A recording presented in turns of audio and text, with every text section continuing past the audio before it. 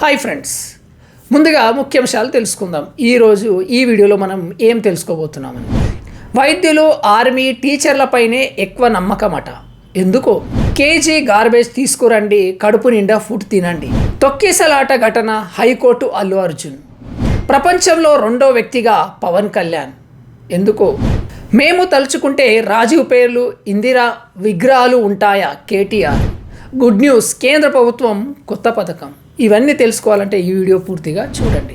KG garbage తీసుకొస్తే చాలు, కడుపు నిండా ఫుడ్, ఆకలిగా ఉన్న డబ్బు లేవని బాధపడుతున్న వారికి అంబికాపూర్లోని ఛత్తీస్గఢ్ గార్బేజ్ కేఫ్ కడుపు నిండా ఆహారం పెడుతుంది. ఈ ప్రత్యేకమైన కేఫ్ 1 కేజీ ప్లాస్టిక్ వ్యర్థాలను తీసుకొచ్చిన వారికి భోజనం అందిస్తున్నారు. ఇందులో రోటీలతో పాటు అన్నం, సలాడ్, ఊరగాయలు, పాపడ్ ఉంటాయి. ప్లాస్టిక్ సీసాలు, ఇతర వ్యర్థాలను తీసుకురావాలి. అనార్థుల ఆకలి తీర్చడం, కాలుష్యాన్ని తగ్గించేందుకు ఈ నిర్ణయం తీసుకున్నారట. తొక్కిసలాట ఘటన, హైకోర్టుకు అల్లు అర్జున్. తెలంగాణ సంధ్యా థియేటర్ వద్ద తొక్కిసలాట ఘటనపై పుష్ప 2 హీరో అల్లు అర్జున్ హైకోర్టును ఆశ్రయించారు. తనపై నమోదైన కేసును కొట్టేయాలని పిటిషన్ దాఖలు చేశారట. కాగా తొక్కిసలాటలో మహిళ మరణించిన సంగతి తెలిసిందే. ఈ ఘటనలో చిక్కడపల్లి పోలీస్ స్టేషన్లో ఆయనపై కేసు నమోదైంది. ఇప్పటికే థియేటర్ యజమాని, మేనేజర్తో పాటు సెక్యూరిటీ మేనేజర్ను పోలీసులు అరెస్ట్ చేశారు. ప్రపంచంలో రెండో వ్యక్తిగా పవన్ కళ్యాణ్. పవర్ స్టార్ పవన్ కళ్యాణ్ ప్రపంచవ్యాప్తంగా గూగుల్ అత్యధికంగా శోధించిన రెండవ నటుడిగా అవతరించారు. 2024లో ఎక్కువగా సెర్చ్ చేసిన నటుల జాబితాను సంస్థ విడుదల చేసింది. ఇందులో హాస్య నటుడు కాట్ విలియమ్స్ అగ్రస్థానంలో నిలవగా, నటుడిగా, రాజకీయవేత్తగా ఈ ఏడాది పవన్ టాక్ ఆఫ్ ద టౌన్గా నిలవడంతో ఆయన గురించి తెలుసుకునేందుకు తెగ సెర్చ్ చేస్తున్నారట. ఈ జాబితాలో భారత్ నుంచి హీనా ఖాన్, నిమ్రత్ కౌర్ ఉండటం విశేషం. మేము తలుచుకుంటే రాజీవ్ పేర్లు, ఇందిరా విగ్రహాలు ఉంటాయా? కేటీఆర్ కామెంట్. చేతి గుర్తుకు ఓటేస్తే చేతకాని సీఎంను తెలంగాణ నెత్తిపై రుద్దారని కాంగ్రెస్ అగ్రనేత రాహుల్ గాంధీకి కేటీఆర్ లేఖ రాశారు. తెలంగాణ బతుకు ఛిద్రం అవుతుంటే ప్రేక్షక పాత్ర వహిస్తారా అని ప్రశ్నించారు. తాము 10 ఏళ్లలో పేదల బతుకులు మార్చాం తప్ప పేర్లు, విగ్రహాలు మార్చలేదన్నారు. తాము తలుచుకుంటే రాజీవ్ పేర్లు, ఇందిరాగాంధీ విగ్రహాలు ఉంటాయా అని ప్రశ్నించారు. ఈ నీచ సంస్కృతికి ముగింపు పలకకపోతే జరగబోయేది అదేనని కేటీఆర్ హెచ్చరించారు.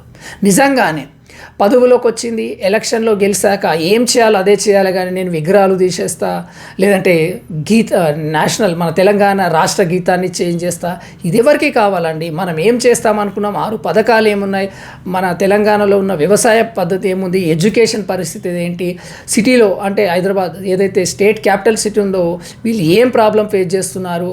మరి నిరుద్యోగులు ఉన్నారు, వాళ్ళకేం కావాలో చూసుకోవాలి, కానీ నేను తెలంగాణ విగ్రహం చేంజ్ చేస్తా, సెక్రటరేట్ ద్వారం మెయిన్ గేట్ ఏదైతుందో నాకు కుదురతలేదు, మెయిన్ గేట్ క్లోజ్ చేస్తా. అసలు ఇది ఎవరికి కావాలండి? అసలు ఎందు గురించి చేస్తున్నారు? ఇది ప్రజల ధనం వృధా చేయడంలో నంబర్ 1 అని తెలుస్తుంది గవర్నమెంట్. కేంద్ర ప్రభుత్వం కొత్త పథకం. గిగ్ ప్లాట్ఫామ్ వర్కర్ల కోసం కేంద్ర ప్రభుత్వం కొత్త పథకం తీసుకురానుంది.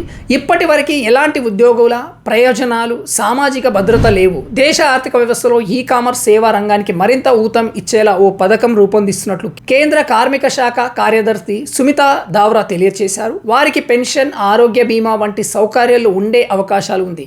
ప్రస్తుతం దేశంలో 70 లక్షల మంది వర్కర్లు ఉన్నట్లు అంచనా వేశారు. వైద్యులు, ఆర్మీ, టీచర్లపైనే ఎక్కువ నమ్మకం. ఎందుకంటారా?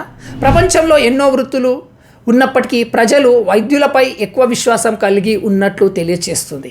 2024లో IPSOS జరిపిన సర్వేలో ఇండియాలో 57% మంది డాక్టర్ వృత్తిపై ఎక్కువ విశ్వాసంతో ఉన్నారు.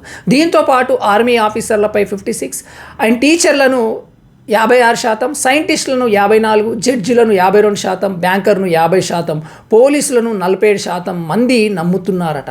కాగా రాజకీయ నాయకులు అట్టడుగున ఉన్నట్లు సర్వే రిపోర్ట్ తేలింది.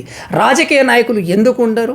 రాజకీయ నాయకులు ఏమని చెప్తున్నారు? రాజకీయ నాయకులు చెప్పి గెలిచి ఏం చేస్తున్నారు? అందుకే అట్టడుగునే ఉన్నారు. ఇంకా నేను సంతోషించాలి, మైనస్లో వేయలేరని. ఇదండి ఈరోజటి అప్డేటెడ్ న్యూస్. చాలామంది వీడియోలు చూస్తున్నారు, ఒక లైక్ ఏముంది, ఒక లైక్ వేయడం వల్ల మాకు కూడా సంతోషం అనిపిస్తుంది, ఇంకొన్ని వీడియోలు చేయాలని అనిపిస్తుంది. చాలామంది వీడియోలు చూస్తున్నారు 80% మంది, కానీ ఛానల్ సబ్స్క్రైబ్ చేసుకుంటారు. సబ్స్క్రైబ్ చేయడం వల్ల చాలా ఉపయోగం ఉంది. మీరు చూడండి, కొన్ని మన వీడియోలు చూసినట్లయితే మీకే అర్థమవుతుంది మనం ఫస్ట్ న్యూస్ని ఎందుకు సబ్స్క్రైబ్ చేసుకోవాలి, సబ్స్క్రైబ్ చేసుకుంటే ఏం లాభం ఉంటుంది. చాలా ఛానల్ సబ్స్క్రైబ్ చేస్తుండొచ్చు, ఎంటర్టైన్మెంట్ గురించి కావచ్చు, లేదంటే టైంపాస్ గురించి కావచ్చు, ఏదైనా. కానీ మన ఛానల్ సబ్స్క్రైబ్ చేసుకుంటే ఏమన్నది చాలా వీడియోలో చెప్పాను. చూడండి, మన ఛానల్ని సబ్స్క్రైబ్ చేసుకోండి, ఫ్యూచర్లో డబ్బు సంపాదించండి. ఇది ఒకటే చెప్పగలుగుతాను, ఇంకేం లేదు.